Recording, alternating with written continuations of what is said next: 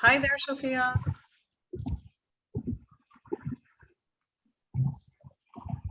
Hello, can you hear me?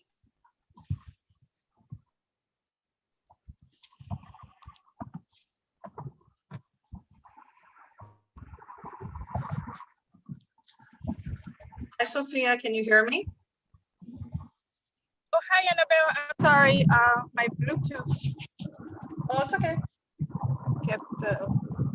How are you? Oh, I'm doing great. How about yourself? How are you? I'm good. I'm good. Thank you. All right, very good. Did you get in contact with the agent? With who? With the agent that I put you in contact with? No, I never received anything from you. Really? She was going to give you a call. Let me double check really quick.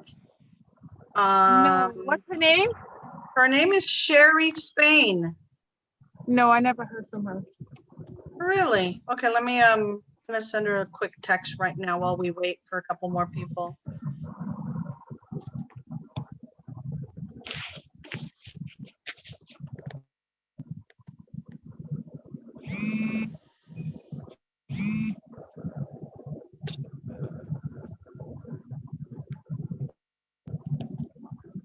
I looking at um, mortgages options, Uh-huh. and no, I think I've heard you say that besides being an agent, you used to do mortgages? I did. I started in the mortgage industry. Right. So I started talking to loan officers and about getting pre-approved and stuff like that. And one issue that I'm running into is that they want me, because I own right now in New York. Okay. So they want me to be able to show a 45% DTI for both mortgages, like all my debts and, Right. So everything combined, right. 45%. And I don't have that.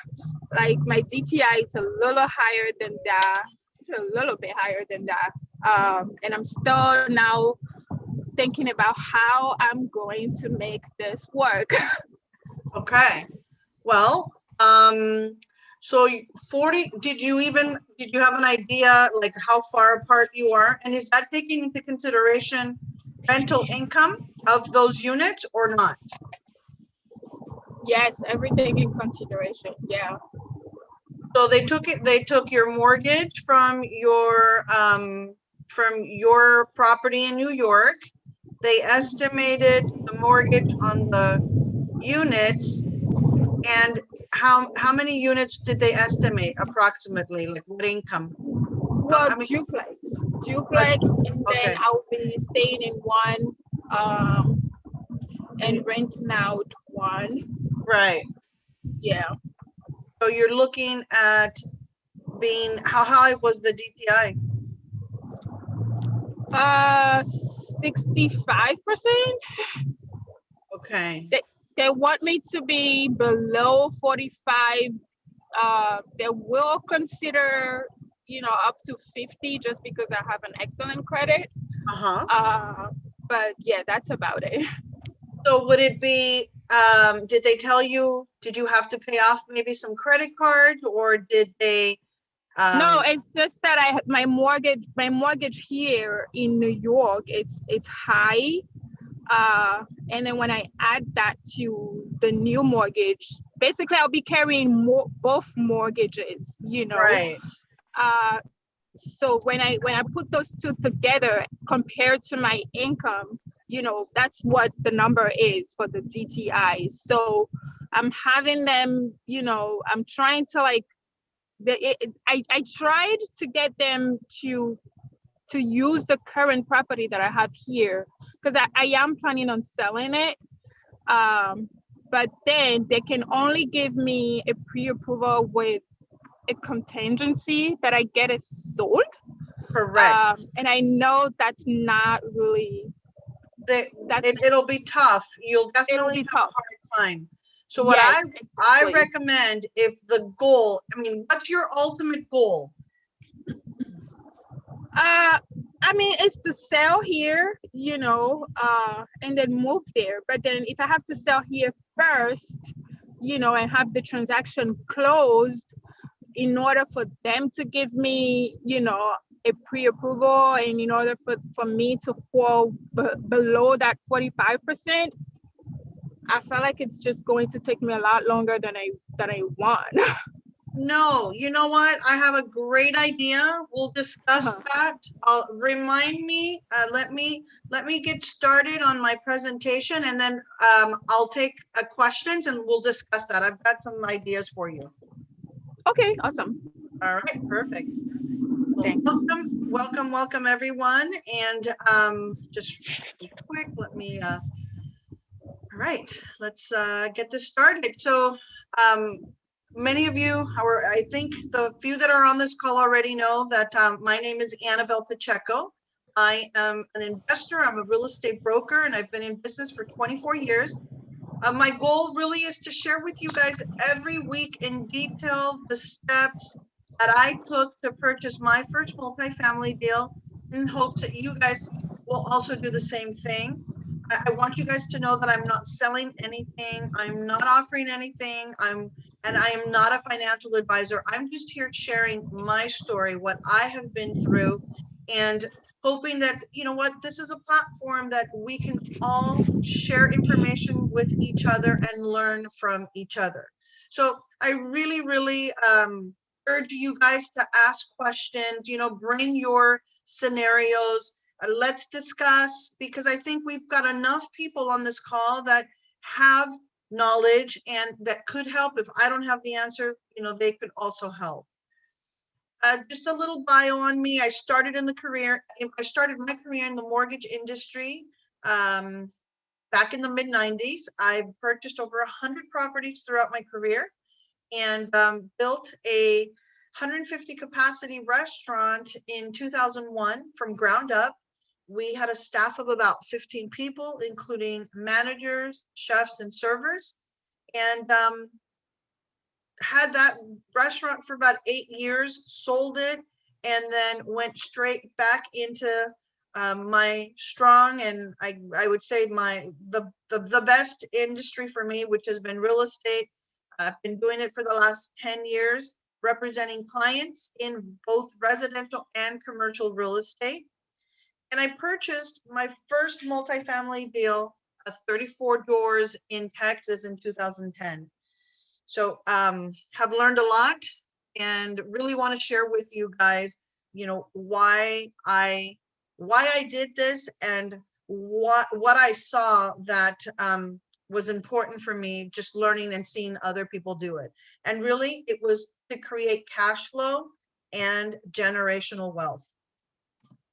So I thought, how can we make our money work for us, right? And I know that we all have that. Everybody wants to make our money work for us, and not us have to go out and work for our money. And multifamily, the beauty of it was, number one, it provided us the opportunity to earn cash flow. Rental income minus all expenses is cash flow. Number two, it was having the opportunity to pay down the loan, where tenants were actually paying every month with their rent. They were paying off my loan. And I thought, where else can you get that? And number three was appreciation, that the property appreciates over the long run. And I'll share with you guys, when I bought my property, I didn't even think that it would appreciate the way that it appreciated, because we really never know what's going to happen in the market. You only know what's going on in the market at that moment. You can speculate, but I didn't think that it was going to appreciate the way that it did. And you guys will see, I'll share with you guys what happened. And number four is the opportunity, when you have multifamily, the tax benefits that come along with that. One is depreciation, that you're actually able to expense a portion of the physical structure each year on your taxes. And two, being able to do a 1031 exchange, which allows you to defer the capital gain taxes over time. I mean, like over and over, and there's absolutely no limit to how many times you can actually do the 1031 exchange. So I wanted to explain to you guys the value add multifamily property that I purchased. And it's very important that you guys understand value add. This property had the room for us to improve and increase its value. And I'm going to share with you a little bit later exactly what we did. So we purchased this property for $850,000. We provided a $350,000 down payment. Now, mind you, the seller did not list anywhere on that listing. There was no mention that they would seller finance or carry a note or be the lender. If you guys aren't familiar with carrying a note, it's actually the seller was the lender for 2 years for us.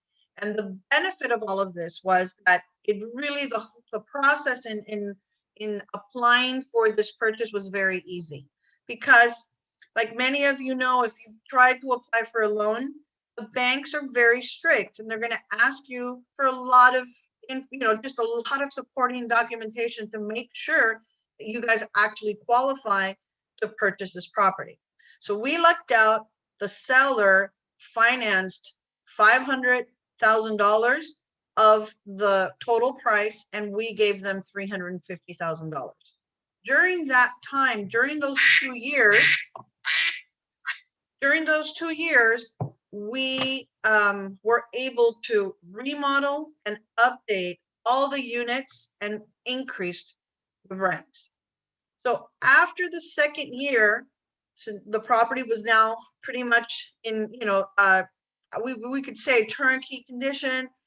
All units were rented. We were at 100% occupancy.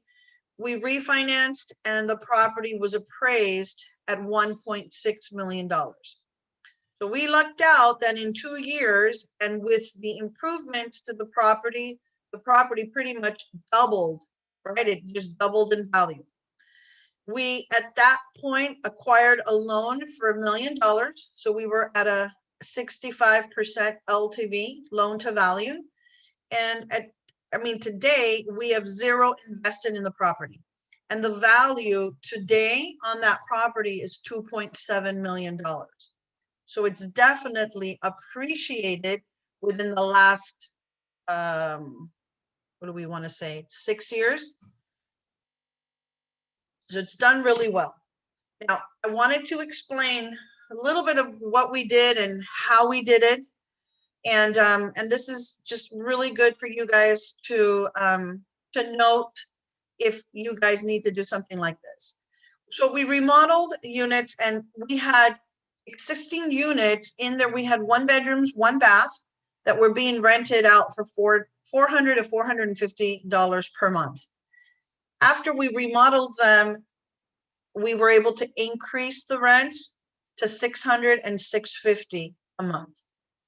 And the 2 bedrooms, 2 bath units, those were being rented between $600 and $650.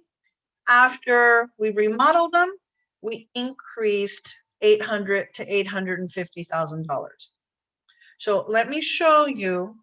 This is the building. This is the building you see here straight ahead is 24 units of 1 bedrooms, 1 bath, upstairs and downstairs. And then this building you see here is 10 units, 2 bedrooms, 2 bath, kind of a townhome style. It has a little patio in the back. I don't know if you could, you can't see it from here, but anyway, so what we did, so that you guys kind of get an idea, this is the condition the bathrooms were in. If you look here on the far left, it was really bad. So we decided at that point, all right, do we want to do just like a really just a Mickey Mouse kind of job and get people in, or, you know, are we willing to invest and rehab the property right now and then hope that at least it, you know, we wouldn't have to do anything for the next maybe 5-7 years at all, or even longer, not have to wait anything. So we did that. We decided that we were going to just rehab fully all the units. And that's what was the after remodel. So as you can see, we did tile, you know, the new bathtubs, fixtures, all the cabinets were custom built and just redone completely, new lighting, flooring. We use vinyl flooring. These are like vinyl wood strips. They're easy if you need to repair any kind of leak or just anything. You know, you can just easily peel back. You don't have to rip out the entire flooring. You can peel back a certain area and then just fix that area, and then you just put that flooring back on. And then this is, you know, the interior. I would say kitchen, the stairs to go upstairs to the bedrooms, a living room area. That was the finished product. So, you know, when you take into consideration the repairs that you guys will be doing on the units, that's what's going to determine the income and what you're going to be able to, like, what your return will be. So for us, it made sense because the previous condition was really not livable, and the previous owner was not taking care of the property. And if someone is living in these conditions, the quality of tenant is also not the best. So we really came in and clean. We knew we were going to have to update and clean up the property. So you could see here, you know, we put crown molding, and honestly, a lot of this stuff is not that expensive. I think that it makes a really big difference, the presentation, how the unit looks, and if the property's cleaned up and it looks good, people are willing. They don't even, you know, they don't even ask. They're just willing, as long as they can get into a decent place, they'll pay. And I think that goes really anywhere. Again, my property is in Texas. I'm in Dallas, Texas, Grand Prairie. Let's see here. Let me stop sharing here for a second and let's talk. Anyone have any questions? Hi, Joanna, how are you? Hi, Annabelle. Good. How are you? I am doing great. Thanks for joining us.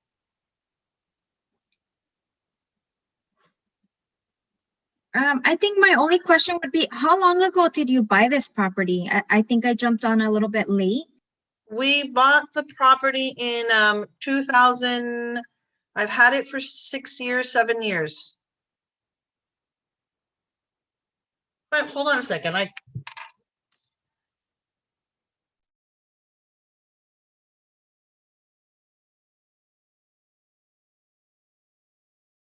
2015. I think I put 2010 on my slide, but 2015 is when we purchased the property. Oh, okay. So, and in 2015, we really didn't know. I mean, we didn't know that the property would appreciate this much, especially because it was Texas. It wasn't California, and you know, we bought at that time with the hopes that we were able to improve the condition, increase the rents and cash flow, and have, you know, just have a decent cash flow on that property. So we were able to really check off all of it because it increased, I mean, it increased our cash flow, it increased the value of the property tremendously. Yeah, that's a big jump from $850 to $2.1 million. That's really, really massive. Yeah, 2.7, 2.7. Oh, wow, 2.7. Wow, that's even better. I know. So I know, I mean, a lot of times we could say it's like, I mean, I don't know, maybe I would say what, like we hit a home run. But I think those deals, they're out there. You're just not going to find it easily. And especially right now, the way the market is much, much more competitive. You're going to have to do a little more research, and you're going to have to reach out and think outside the box. Reach out to, property owners directly, try to make deals with them directly, because once they hit the market, it's really no longer the best deal. And all, I mean, in all fairness, I found this property on LoopNet. I happened to be searching for properties, and we were in. So let me kind of rewind and go back a bit. So when we decided that we were going to look to purchase multifamily, our plan was, okay, we're going to go out into that area, and we had decided that it was going to be in Dallas. And we studied the market. We'd go out in, probably for a whole year. We would go out. I probably did a couple, let's say maybe 4 or 5 trips to Dallas for a week to 2-week long periods, and just go out and look at properties, different areas, become familiar, just like we would any, even here in California. If I'm going to study a market, right, I'm going to drive by, I'm going to go look at the homes, look at the condition of the property. And so we did the same thing. We studied the market. We knew what areas we did not want to go into, and kind of decided that, we're going to stay in one area. And then we would just look at properties. You analyze deals. You have to analyze a lot of deals before you actually find that perfect deal. And this was just, what, I think it's when it's meant to be, it's meant to be. I was there. We actually happened to be there that weekend, and I saw this property come up on LoopNet. I have a very good friend, mentor of ours, that was out there doing the same thing. And I had asked him, hey, what do you think of this area? And he said, you know what, that's a great area. Okay, perfect. We went to go see it. And you know what, it was the perfect deal for us, that we were just starting, right? It was like our first deal, and negotiated. I lucked out that I was a real estate agent. The seller was a real estate agent as well, who was selling this property. There was, no representation. We represented ourselves. We negotiated. And I was able to, my knowledge in this, in just in real estate and representing lots of clients, it allowed me to use that knowledge for myself and negotiate. I wasn't afraid to ask for incentives, or possibly credit for repairs. A lot of times, my mentor was like, don't ask for anything, just pay what they're asking you to do. Just give him what he wants, close the deal, get it. And I'm like, okay, that's fine, but you know what, I'm going to try. The worst thing that can happen is he says no. So I'm putting this out to you guys. When you're looking to purchase property, you can negotiate. They have a number, and no one's saying that they're going to give you the price that you want. You can ask, and maybe that leads to something that you had no idea that was even possible, and you guys get to walk away with some credit. Also, when you do your due diligence, we were able, during that due diligence period, and we did our investigations, there were things that showed up on the property that weren't disclosed by the seller. And so when these things come up and they're big capital expenditures, well, that gives you an opportunity to negotiate with the seller and say, hey, listen, you know what, we've got the property needs a new roof, we need to do foundation work or electric work or plumbing, whatever it is, and you're able to put that in there and try to get yourself a discount on the property. So these are just a couple of things that I experienced, that I went through, that I think are important and will help any of you, whatever size multifamily you look to buy, you guys are looking to buy. Any? Hi. Can I say something commenting on negotiations? Absolutely. I think that's critical and crucial. I just remember several years ago, I wish I had the knowledge then that I have now, but I was going to a funeral of a family member and I didn't have my pen and paper, and we're driving to the gravesite. Saw this townhouse in DC, Washington, DC for sale. Didn't know the price. I said, I'll just call it. I was just learning how to buy and sell. Once I got from the gravesite to the repast, the real estate person called me, and he said at the time he wanted $1.5 million. And I said, $1.5 million, is that the best you can do? I can't, 1.5 million. And it was the conversion of a condo and had stores in the bottom. Bottom line was, after weeks later, he calls me back and says, okay, the seller wants to give you 1.2 million. So that was $300,000 less. And so I said, well, I don't have construction people in that area. And who's going to give me $1 million at the time? 3 weeks later, a month later, I get a call back from the realtor and it's down to 900,000. And so after that, I should have called a friend of mine who was an investor on Wall Street, because later on he tells me he would have gave me the $1 million. That property now is worth $3 to $5 million. Oh my gosh. And so negotiations is asking. The worst they can do is say no. Right. So I agree with you. Right. And a lot of times we are, maybe it's we don't have the experience. We're afraid. But when you're dealing with hundreds of thousands of dollars, you better try to negotiate as much as you possibly can at that moment. That is that critical moment when you are able to get some sort of a discount, if any, on that property that you are interested in purchasing. So it's done all at the beginning during the due diligence. And I know that on my other talks, I've talked about the due diligence period and what you guys need to do during that time.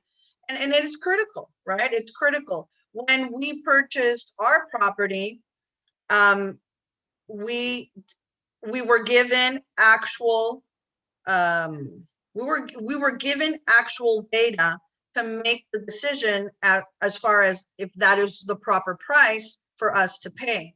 And we knew we were getting a good deal because the property wasn't being managed properly. He didn't take care of it. I mean, imagine tenants were living, and I'm not exaggerating. Those were pictures that we took. I mean, obviously we ripped stuff out, but people were living like that, and worse, roach infested units. We'd walk in and roaches all over the place. I mean, it was really, really bad.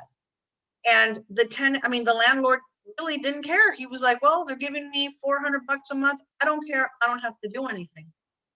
But if you're trying to grow this property and you want this property to give you higher cash flow and a higher return, you have to take care of it. You have to make that initial capital investment into the property so that in the long run, you are collecting. I mean, you basically, the investment, we more than tripled our investment in this property. Really, today, what it's worth, I never imagined in my life that we would have a property that has tripled or even quadrupled in value today. So they're out there, guys. 100% connect with other real estate agents, connect with other investors, ask other investors, what are they doing? How are they coming up with properties, right? How are they purchasing these properties? When you connect and join, there's a lot of groups also on Facebook, multifamily groups. If you guys are really trying to get involved, there are some great groups. I am part of a couple multifamily groups, but there's a female, like a woman multifamily group that I'm part of, and Rod Khalif is huge on multifamily. You will learn so much. You will pick up so many ideas and just learn how to negotiate and become strong when it comes to purchasing a multifamily. Any other questions? Annabelle, I had just a couple. So are you suggesting maybe we look for places like that really need that kind of upgrade, and also, do you necessarily have to go out there? I mean, nowadays, but you can't really see inside. They show the outside. I guess you do have to, if you want to look at the inside, pretty So, much. if it's one, I mean, it's a fantastic opportunity if you can find units that need work. But believe me, those are the ones that are going to be snatched up first, because those are the ones that have that added value to the property. People want that. If you can focus and find those kind of units, it would be great. I'm not going to say it's a home run, but you know what? It's definitely, it's a good opportunity for you to grow that property, for at least to improve it, increase its rental income and the value, because the value of the property is determined by the rental income that the property is producing. So yes, 100%, I think it's great. It depends if you're looking here in California or if you're looking to go out of California. If you go out of California, I think it only makes financial sense if you're buying, honestly, oh my gosh, probably 20 units plus, because the cost of, I mean, when you go out, if you've got to get on a plane to fly out there, and you have to, you got to get a hotel and you got to get a car, and you've got all those expenses involved in that. I mean, if you have to do this, maybe the first year, if you have to do this every month, right? Does it make sense financially for 5 units or 10 units? It may not. It just may not make sense. And it may not even make sense at that point to hire a management company, because there's just not enough profit. So I think that maybe it's best, if you're looking to buy a smaller amount, to stay somewhere here in California where you can drive, right? Maybe an hour, maybe 2 hours. That makes financial sense, that you can easily get to that property to take care of whatever it needs to without having to spend a whole lot of money to get there. But yeah, I'd say if you can find something that needs work, absolutely would be great. I did look on Nevada. You had mentioned Nevada last call we were on, and so I kind of looked a little bit, getting an idea. At least I got got started, so I appreciate it. Yeah. So, Look at I was checking there are areas that they're doing this gentrification, and so the city is giving you money to do stuff. If you go in there and you want to build, or you want to add, or you want to do stuff, they are giving you money to do it. As long as they've got guidelines, you follow those guidelines, you guys can get something. I mean, look, we got to start somewhere, right? So even if it's maybe 2 or 3 units, driving to Vegas, it's easy, right? 4 hours, we get in there, go take care of it. So even if it's 4 units, or even if it's buying a single family residence, that maybe you can add an accessory dwelling unit, and now you're renting the single family and you can rent that accessory dwelling unit. I mean, that's great. thank you. Yeah. Hi, Taisha, how are you?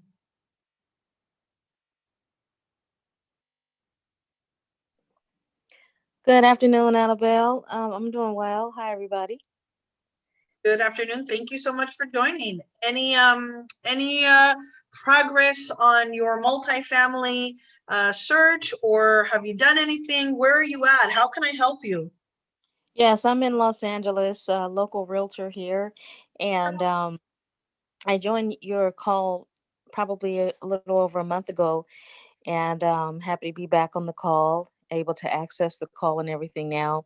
So primarily, I've just been doing research online, checking MLS, and doing some drive-bys, and nothing that I've made an offer on or really pursued yet, but kind of like the gentleman before, just starting to get in the, I guess, in the habit of being on the lookout or trying to develop an eye, for certain properties. Perfect. Tell me what are you looking for? I'd like to buy a duplex or a triplex. Hmm. Okay. What area? Well, that I haven't determined right now. Like I said, I'm in Los Angeles, Right. California, but I do listen, and I've been taking notes on possibly looking out in other areas out of Mhm. state. But Yeah. more than likely, I will probably start with my first one in California or maybe another state right next to us. So Nearby. the Yeah. access would be a little bit easier. Yeah. Do you mind me asking what state you're looking at? Well, I haven't narrowed it down, but I know I hear you, and I've talked with some other people, and they've all said try to find somewhere where you can access it easier. Of course, I've been given the advice of choosing a property manager, to maintain properties, but ultimately, I don't know what the final decision would be. That's why I'm just coming into the calls, Right. just Right. gaining more knowledge. Yeah. No, absolutely. It only the management, if you're going to buy a duplex, the management has got to make sense, right? Your management expense it just can't take away at your profits if it's doable or manageable. I mean, if you're a real estate agent, you probably know how to prepare a lease agreement for the clients, and you know what to require or request from them so that you can secure that lease. And I mean, I would say manage it yourself, make it a thing where you're out there maybe once a quarter, every 3 months, you're out there, you visit the property, you can inspect, you can do whatever you need to do. And what you want to do is have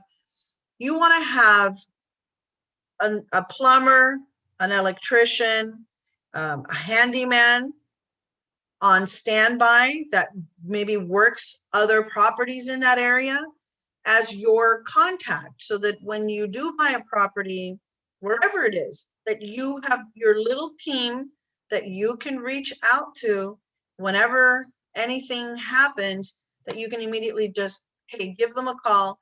You trust them, you build on that relationship, you trust them, and you send them out and you pay them for the work that they're doing, instead of having to pay for the work that they're doing and then someone managing that for you. Make sense? Yes, thank you for that advice. Yes, you're welcome. You're welcome. I've been through it myself, and I think that is one of the reasons why we decided to just form our own management company. And really, I have one manager and one handyman that live on the property that take care of the property for me. What I pay them is minimal to what it would have cost me to hire a management company to actually run that property for me. And it just didn't make sense. I'm not, okay. Is it easy? It's not easy. It's 34 doors. Someone's toilet, someone's sink, something always happens, but that's just part of the business. And you have to be okay, and you have to embrace it. You just have to take care of it. And you have to have the people that are going to take care of those problems available for you to just pick up the phone and call and say, hey, you need to go and take care of that. So it is, it's a problem. It's not an easy, owning 34 units is not easy. I'm not just sitting here and the money's just coming in. There are issues and there are things that we've got to take care of. And that's the reality. At one, you could have a single family home, that could be a problem. You can have 34 units, it could be a problem. You could have 100. It's all the same thing. The difference is, what's the single family residence? What are you producing from that single family residence? And is it worth the headache? Versus, what am I producing at 34 units? Is it worth the headache or 100 units? So it's all relative, but I can tell you, we are managing 34 units with one manager who lives on the property and a handyman. And then we have our electrician, our AC guy, you know, all the specialty contractors, those are there on call. When we need them, we call them.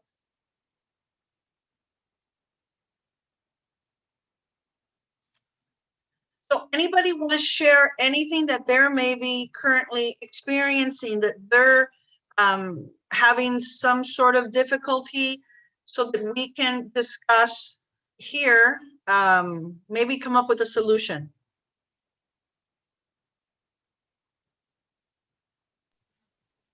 Annabelle, for financing or like for like lending purposes, how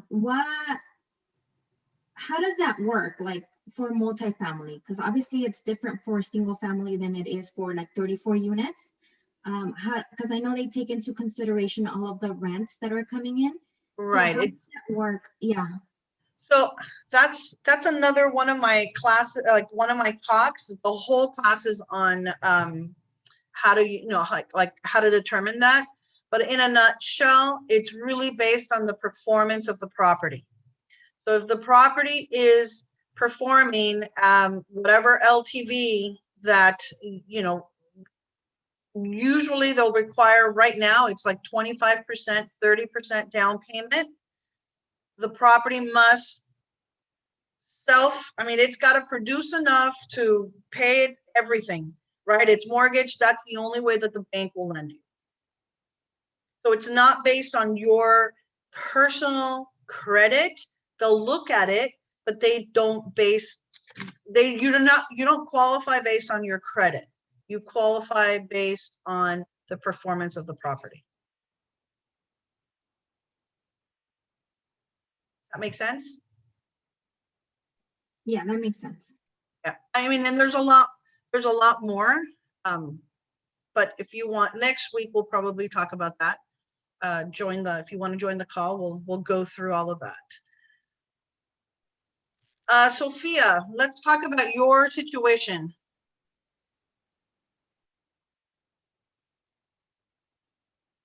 You there? Yes, I'm here. All righty, let's talk. Tell me about your situation again. Let's see how I can help you with that. Yeah, so I know you said you were going to give me a couple of ideas about how to handle this CTI issue I'm having. Okay, so there we go. That's what it was. So what I see that's happening right now and is giving clients the opportunity to sell in this crazy market and also buy, what's working for me is, if I'm representing a seller on a property, I am trying to negotiate, obviously, no appraisal, no loan contingency, and a very, very tight inspection contingency period, and trying to get 2 to 3 months for free after the closing, so that my clients can purchase another property, close on that transaction, stay in the property, and it gives them sufficient time to find that replacement property and move out. They may not, I mean, I haven't used all 3 months, but you'll probably need a good 2 months to make this happen. So in your case, if you need to sell this, can you hear me? So if you need to sell this. Yes, I'm here. Okay, perfect. So if you need to sell your property, I would sell your property and try to negotiate that you stay in that property for 2 to 3 months, and then you can purchase this other property that you want. You've now satisfied, you've gotten rid of that loan. You're now going to be able to qualify for this other loan, and then you don't have to worry about it. And then as soon as you close on your new purchase, you can move into that property. But you've already collected the money. You already have the money in your pocket. You no longer have that loan showing on your credit. You won't have that DTI issue. Right, makes sense. I was actually thinking about it too. Yeah, I was just hoping that, in this market, I will be able to find a buyer that will be willing to do that. Let's connect. I promise you, it's doable. I'm doing it. I'm doing that right now with my clients. So let's talk a little bit, and then I'm going to make sure with this agent that I put you in contact with, that she understands this situation and we can help you make this happen so that it's a smooth transition. It's honestly, I think it's the only way to do something like that right now in this market. If you're looking to take advantage, I mean, I'm sure New York, it's exactly like California. Houses are, I mean, you probably have multiple offers, 20, 30 offers on Yeah. properties. Is it that way right now out there? Yes. It is. It is depending on the areas. Yeah. Okay. Well, I'm in Long Island, and I mean, in fact, a friend of mine just put the house on the market last week and got multiple offers in 1 week. Yeah. In Long fact, they're Island is bidding 30 to absolutely crazy. 50,000 more than what they're asking for. Okay. Perfect. Yeah, yeah. So California and New York are in the same boat. The same thing is happening right now. So what we are doing, because there are so many offers, and you know what, Joanna, and I know Taisha, you guys are realtors. What I have to do is we're having the buyers remove appraisal, loan contingencies, and their inspections is like super tight, 5 days, because we don't want to waste time, right? And if everything is good, we're done. We don't have to worry about it. I can now go out and start looking for a property for my clients and let them know that we're closing, and they will. I mean, we went into escrow into another property before my clients even closed their deal, but I was able to show the closing statement to the new submitted it with the offer, and they accepted it. And obviously my clients went up like $45,000 over the price, but you know what? It was worth it. They got it. And we did remove appraisal contingencies. We did remove loan contingencies. Now, when you're going to remove all those things, you have to make sure that you're 100% solid, that you've spoken to the lender and the lender says, it's a done deal. Don't worry about it. Go for it. You can remove it. And then, as a real estate agent, I'll do my comparison, and I study the market, and I'm able to pull comps. And let me tell you, it's scary, right? Because we know that the values of properties are going up right now because buyers are overbidding and the value came in. But you also have to prepare the client, and you need to let the client know, hey, listen, if it doesn't appraise, you may have to come in with maybe $20,000, maybe $30,000. Are you okay doing that? And in this market, people are okay doing that and more. I don't know if anybody else on this call is experiencing that, but I'm experiencing that on almost, all my transactions. Yes, if I can just chime in. So hi, Annabelle. Finally, I was able to join. I get off work a little bit before 4 o'clock, which is the time you start. So my window is very short, but I told myself, I don't care how late I am. I'm jumping in today. Welcome. You know what? I do record this, so we'll be sending out the recorded part of the presentation, so you can take a look at it when you have some time.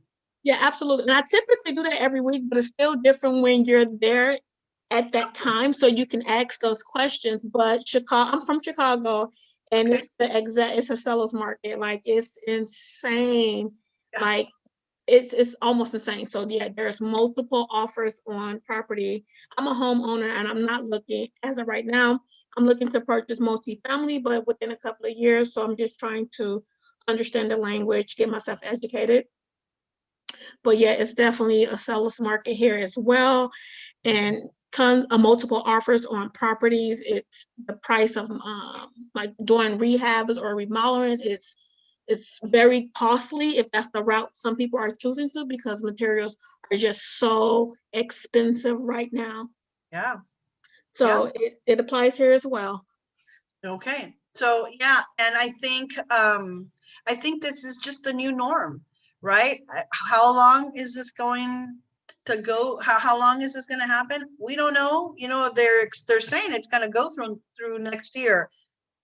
We have no idea. So I mean, I'm letting you all know that if you're looking to do something right now, you have to be aggressive. You've got to make sure you do your numbers, right? Everything's got to make sense. And when you look at numbers, you're looking at actual information and not pro forma information, which is very, very critical. A lot of times sellers will give you the best case scenario of what a property is producing and its performance, and it may not actually mean that that's the value of the property. And you cannot buy it based on their pro forma, because it's not worth it. So just a few tidbits and just things that I've experienced, that I've gone through, and that I'm actually going through right now. And like in your case, Sophia, I think that if we get an aggressive agent working with you in New York to sell this property, and then we get an aggressive agent in Atlanta, that's the only way that this happens. You've got to have aggressive and strong agents representing you to make it happen. Yeah, no, absolutely. So we'll talk some more. I'll make sure that, we'll get the Atlanta and we'll get New York kind of in sync, both agents, so that they know what they need to do. And you shouldn't have a problem, especially in this market. You really should not have a problem. This is the moment to take advantage. Any other questions? Anybody else struggling on anything? Let me know.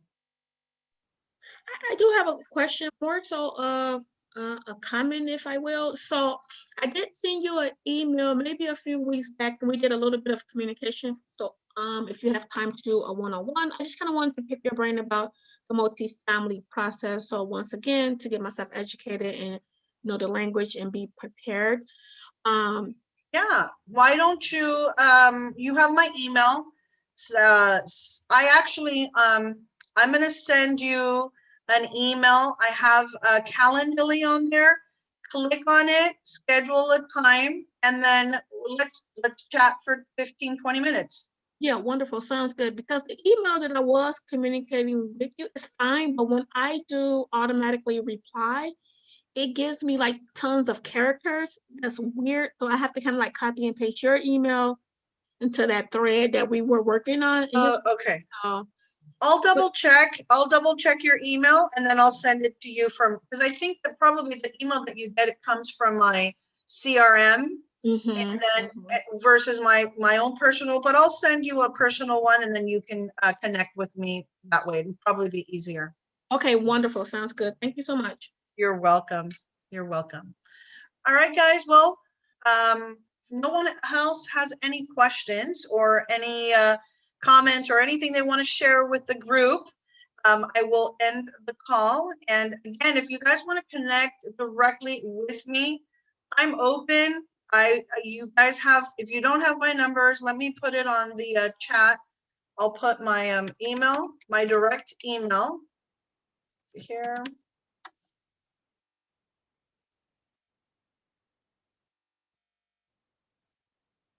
There's my email. And if you guys want to also maybe include your information on the chat and share it with others on this call, if you guys want to connect. Again, this platform is for us to share information, for us to help each other. I want to grow this. I want people to just come on this call and, you know what, bring maybe your objections, your problems. Let's discuss. I may not have the answers, but I'm sure there's other people on this call that have the answer. So please, make sure that you come with questions, concerns, problems. Let's try to resolve them. Let's try to find a solution for this problem. There's always a solution in real estate. There's always a solution. All right. So if no other questions or no other comments, there you go. Perfect. Thanks, Patricia. I'll copy and paste and connect with you on this. Perfect. All right, everyone. Well, thank you so very much again for joining. Joanna, it was great to see you. Patricia, Tahisha, Sophia, Thomas, and Williams, thank you guys so very much for joining my call, and I'll see you guys next week, all right? Sounds good. Thank you, Annabelle, for what you do as well. And to everyone that's on the call, be safe, be well, and have a great weekend. Thank you so very You as much. well. Thank you. All Thank righty. you. Thank you. Take Thank you. care. Bye, guys. Thank you, Annabelle. Bye-bye. Thank you.